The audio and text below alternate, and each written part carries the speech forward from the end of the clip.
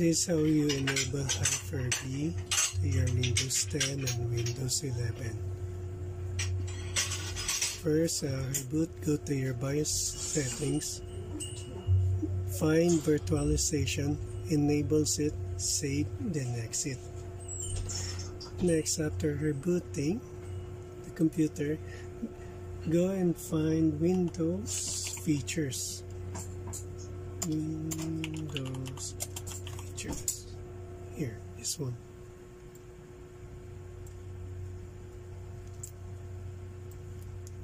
There will be a pop-up of Windows features here.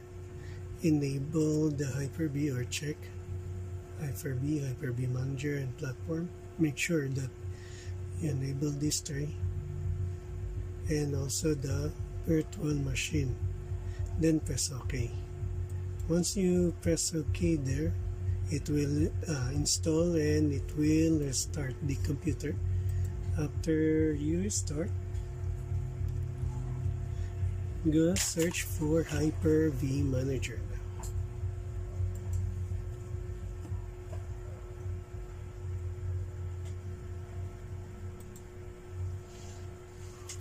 now. Hyper-V Manager here. First, click New, then Virtual Machine. Here you can create a new Hyper-V, for example, servers. For the sake of, let's click, then delete this one. Yep. Now create a new one, like one, then server 2012.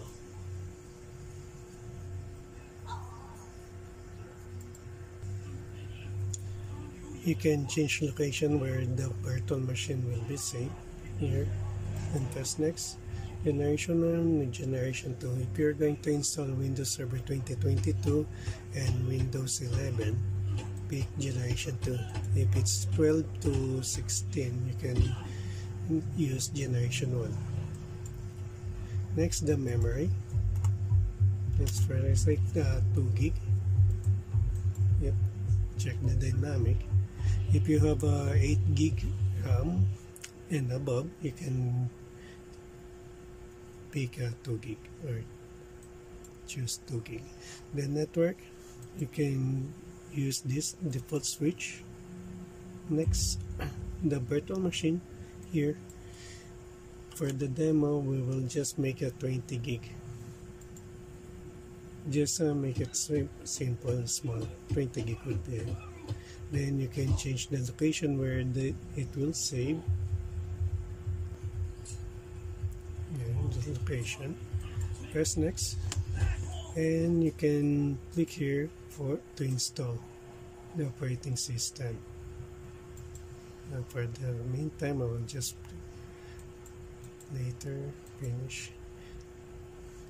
The reason why I set it as later, because here you can see the 2012. Right click, settings. Here you can configure your virtual machine. Let's say 2 processor 2 installation. Here it is. There, setup and apply. The difference between Generation 1 and Generation 2, Generation 1 only has it encryption, and virtual machine need the security. If it's a Generation 2, for example this one, settings, it will there's enable secure and TPM.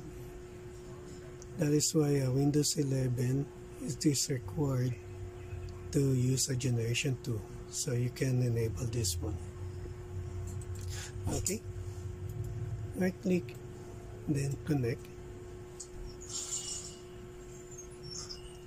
then start. You can press start here or you can press start there.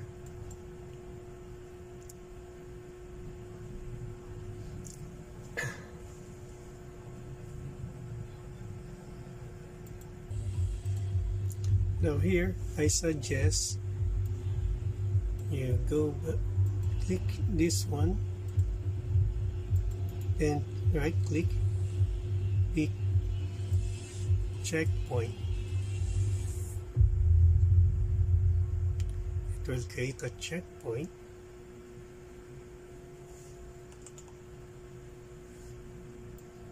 Here, you can see it.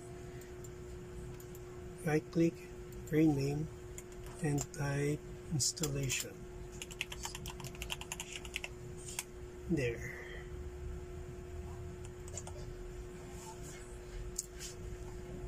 What is the use of the checkpoint? Sample here.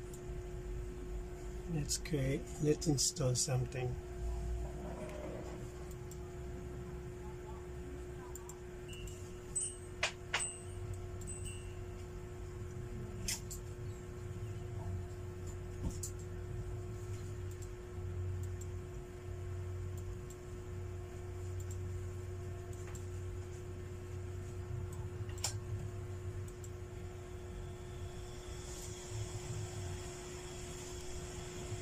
Again, for the sake of demo, I just created 20 gig. Normally, it's more than a terabyte or so, and you will create a separate partition.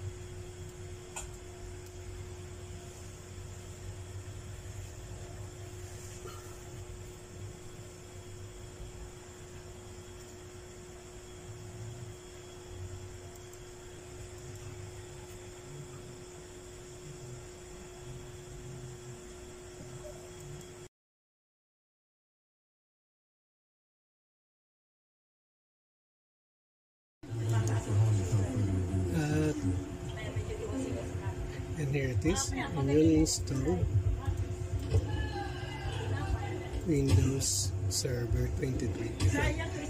To access as a controller, go to Action, then Control Delete.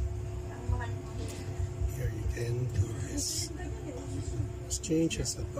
Now, the reason why I create a checkpoint here, so let's minimize this one, or let's close it. Then right click again, create another checkpoint.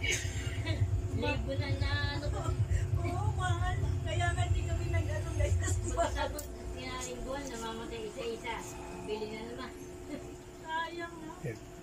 Then let's name this one main. Here. As you can see, you can revert back here. For example, right click, apply again, press apply.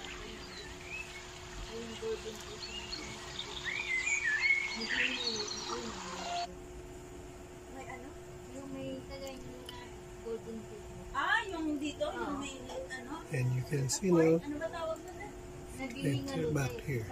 If you connect here,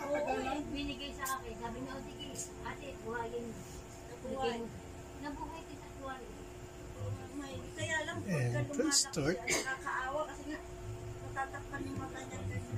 See? It will work back here. So in short,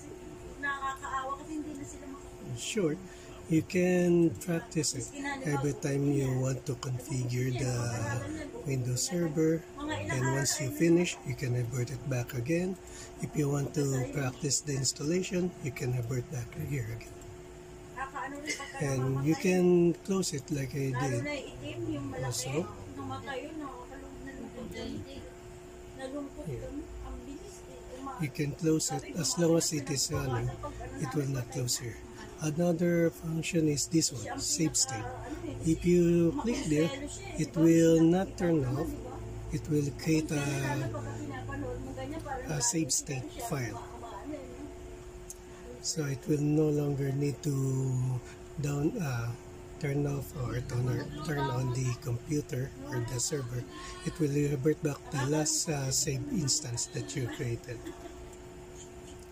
And that would be all. Thank you.